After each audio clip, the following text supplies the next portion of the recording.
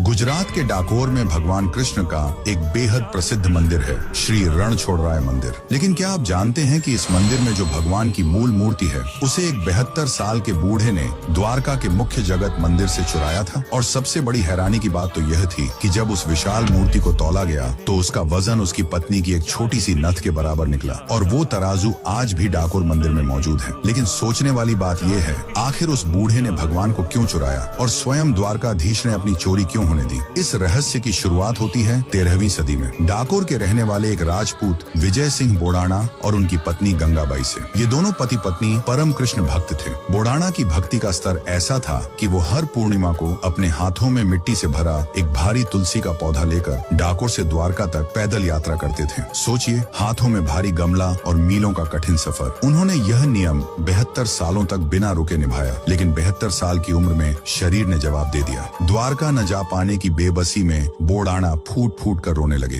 अपने भक्त के आंसू देखकर द्वारकाधीश का हृदय कांप उठा। उसी रात भगवान ने स्वप्न में आकर कहा, हे बोड़ाना, अब तुझे मेरे पास आने की जरूरत नहीं, तू बस बैलगाड़ी लेकर आ। तेरी इस भक्ति के लिए मैं खुद द्वारका छोड़कर तेरे साथ चलूंगा। बोड़ाना अपनी बैलगाड़ी लेकर द्वारका पहुँचे। आधी रात को द्वारकाधीश के मंदिर के भारी ताले अपने आप टूट गए। भगवान की विशाल मूर्ति खुद बैलगाड़ी में विराजमान हो गई। और रास्ते में जब बोड़ाना थक गए तो खुद भगवान ने बैलगाड़ी हाँकते हुए डाकोर की राह ली। सुबह गर्भगृह खाली देखकर द्वारका के पुजारियों के होश उड़ गए। अपनी आजीविका छिनने के डर से वे मूर्ति ढूंढते हुए डाकोर जा पहुंचे। उन्हें आता देख बोड़ाना घबरा गए और भगवान को सुरक्षित रखने के लिए तुरंत गोमती नदी के जल में छुपा दिया। लेकिन पुजारियों ने उन्हें पकड़ लिया। क्रोधित पुजारियों ने उस बूढ़े भक्त पर भाले से जोरदार वार कर दिया। लहूलुहान बोड़ाना गोमती नदी के किनारे गिर पड़े। ये खबर सुनते ही उनकी पत्नी गंगाबाई भागते हुए वहां पहुंची। अपने अंतिम क्षणों में बोड़ाना ने अपनी पत्नी की तरफ देखा और अपनी अंतिम सांसें लेते हुए कहा, गंगा, मेरे प्राण भले ही चले जाएं, लेकिन मेरे ठाकुर जी अब यहाँ से वापस द्वारका नहीं जाने चाहिए। यह कहकर बोड़ाना ने भगवान की उसी छिपी हुई मूर्ति के पास अपने प्राण त्याग दिए। लेकिन पुजारियों का लालच और क्रोध शांत नहीं हुआ। उन्होंने शर्त रखी कि मूर्ति के बदले उसके वजन के बराबर सोना देना होगा। तब गरीब गंगाबाई ने पति का आखिरी वचन याद कर अपनी छोटी सी सोने की नथ तराजू पर रख दी। पुजारियों ने मजाक उड़ाया, पर तभी एक महाचमत्कार हुआ। भगवान की वो विशाल मूर्ति उस छोटी सी नथ के बराबर हल्की हो गई और तराजू के दोनों पलड़े बराबर हो गए। उस दिन भगवान ने दुनिया को दिखा दिया कि वो सोने चांदी के नहीं बल्कि सिर्फ सच्चे भाव और प्रेम के भूखे हैं। मथुरा में युद्ध का मैदान छोड़ने के कारण भगवान कृष्ण को रणछोड़ कहा गया था। लेकिन डाकोर में वो इसलिए रणछोड़राय कहलाए क्योंकि उन्होंने अपने एक सच्चे भक्त के प्रेम के लिए अपनी पूरी द्वारका नगरी ही छोड़ दी। जय रणछोड़राय।